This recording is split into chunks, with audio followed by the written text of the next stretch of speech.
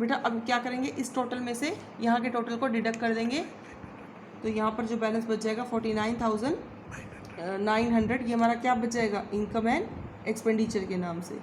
ठीक है, तो बेसिकली आपने क्या करना है, इस टोटल में से इसको डिडक्ट करने के बाद जो भी आंसर बच जाएगा वो कहाँ चला जाएगा, इनकम एंड एक्सपेंडिचर अकाउंट की इनकम साइड पे, दैट इज 49,900। ठीक है, यहाँ डाल देंगे बाय सब्सक्रिप्शन 49,900, जो हमने कहाँ से निकाली है, सब्सक्रिप्शन अकाउंट बना के। ठीक है, अब इसके बाद हम अपने आगे इसके स्टेप को फॉलो करने से पहले एक बार इसी चीज़ को बैलेंस शीट में और शो कर देंगे। देखिए यहाँ पर हमारे पास क्या गिवन है, बेसिकली प्रीवियस ईयर का आउटस्टैंडिंग, प्रीवियस ईयर की बैलेंस शीट की असेट में आउटस्टैंडिंग सब्सक्रिप्शन 3,400, इसके बाद करंट ईयर तक का आउटस्टैंडिंग 2,000 करंट ईयर की बैलेंस शीट में, आउटस्टैंडिंग सब्सक्रिप्शन 2,000, साथ साथ डालेंगे रिसीव इन एडवांस, एडवांस जो हमें मिल रहा है यहाँ पर कितना मिल रहा है करंट ईयर में 800, तो करंट ईयर की बैलेंस शीट में रिसीव इन एडवांस सब्सक्रिप्शन कितनी मिली है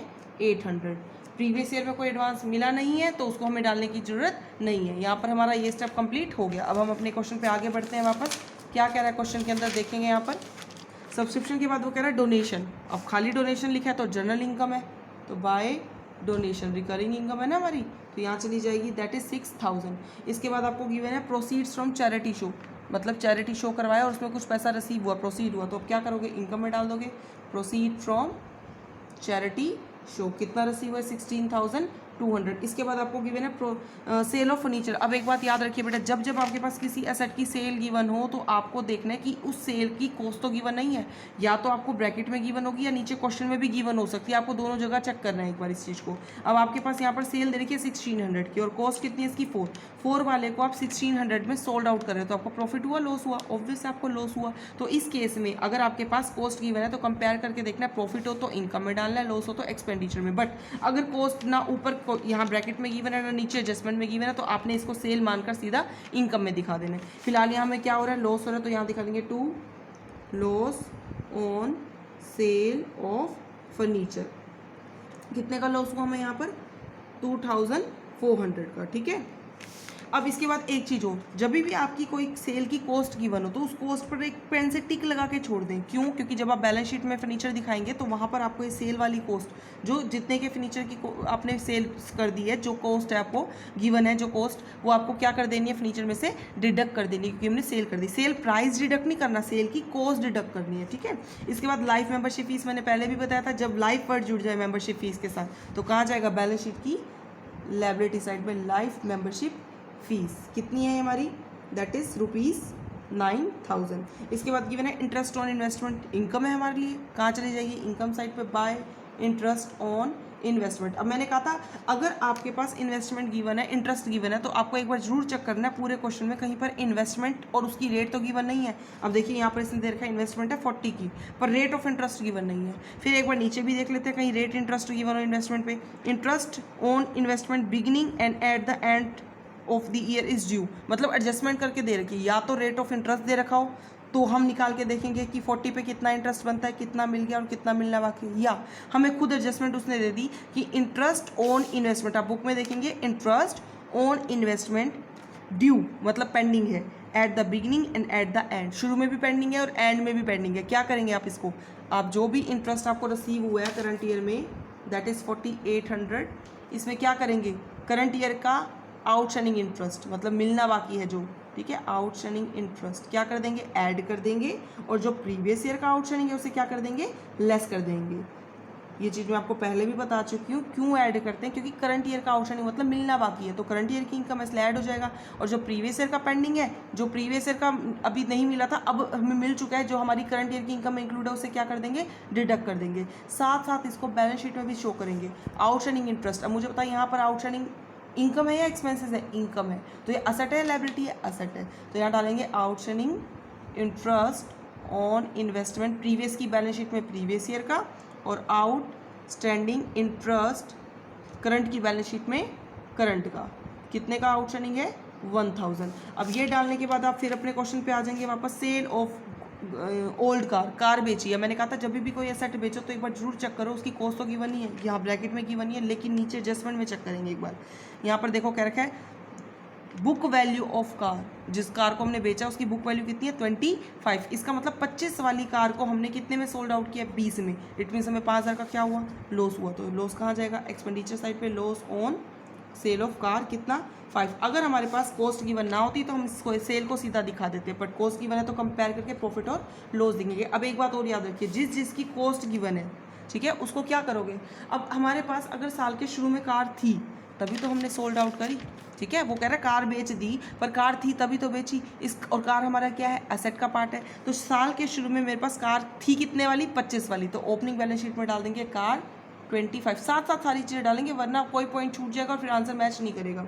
ऐसे ही इन्वेस्टमेंट की हमें कितनी कॉस्ट गिवन है 40। अब ऑब्वियस है हमें पूरा इंटरेस्ट मिला हुआ है, कहीं भी वो सब गिवन नहीं है परसेंट वगैरह, तो इसका मतलब इन्वेस्टमेंट हमारी साल के शुरू में कितनी थी 40,000 की, जो हमें इन्वेस्टमेंट गिवन है कॉस्ट। और साथ साथ यही इन्वेस्टमेंट हम क्या करेंगे, अब कार तो हमने सोल्ड आउट कर दी है ना, 25 वाली कार 20 में बेच दी, 5 का नुकसान हो गया, कार तो सोल्ड आउट कर दी, तो करंट में नहीं रही ना बैलेंस शीट में, लेकिन इन्वेस्टमेंट को तो हमने सेल नहीं किया। तो इन्वेस्टमेंट हमारी किसका पार्ट है, असेट का पार्ट है, जो शुरू में थी वो करंट की बैलेंस शीट में भी आएगी। इन्वेस्टमेंट कितने की 40,000 की। अगर हमने साल के दौरान कुछ और इन्वेस्ट किया है तो करंट ईयर की इन्वेस्टमेंट में जुड़ जाएगी। यहाँ पर जो करंट ईयर की बैलेंस शीट है उसमें पहले वाली इन्वेस्टमेंट जो शुरू में थी और जो और इन्वेस्टमेंट किया, दोनों को ऐड करके दिखाएंगे। फिलहाल और कुछ इसमें गिवन नहीं है।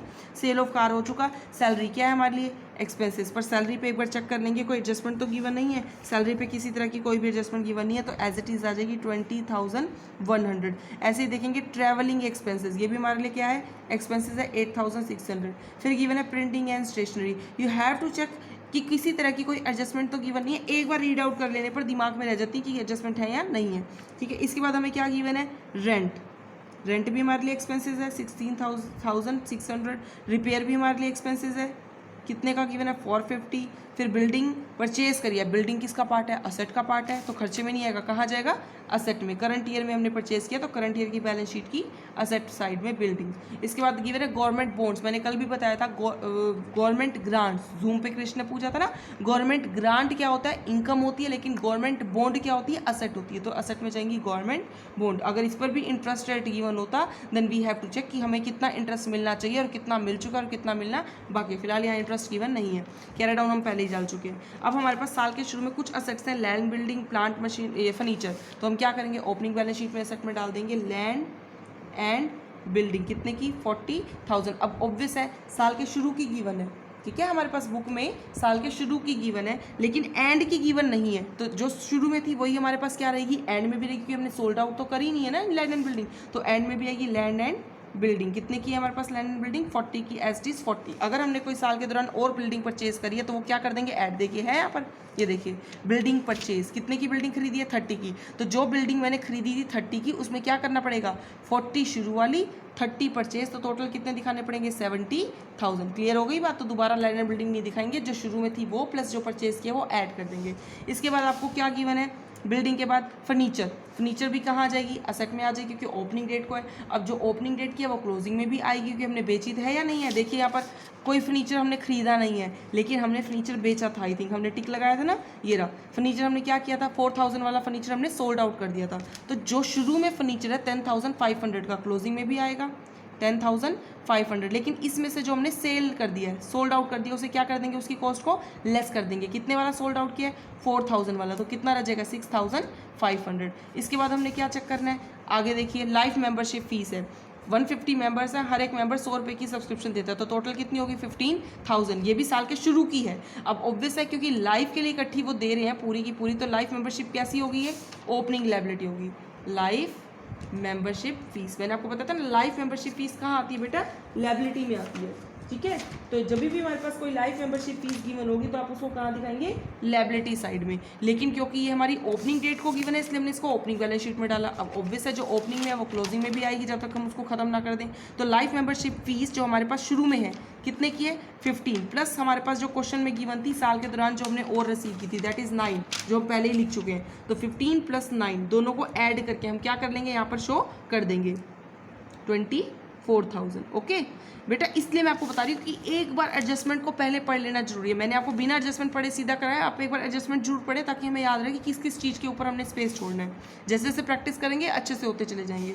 इसके बाद हमें क्या गिवन है, सब्सक्रिप्शन ड्यू 3400, 2000 2018 का 19 का जो हम पहले ही कर चुके हैं अकाउंट बनाकर। इंटरेस्ट बिगनिंग में और एंड में ड्यू है, वो भी हम पहले ही कर चुके हैं एडजस्टमेंट में। अब इसके बाद वही सेम स्टेप, यहाँ के टोटल में से इसको डिडक्ट करना है। क्या बच जाएगा, कैपिटल फंड, जो कहाँ चला जाएगा, करंट ईयर की बैलेंस शीट की लायबिलिटी साइड में। इसके बाद आपने क्या करना है, इनकम और एक्सपेंडिचर को बैलेंस करना है। यहाँ बचेगा तो सरप्लस, यहाँ बचेगा तो डेफिशिएट।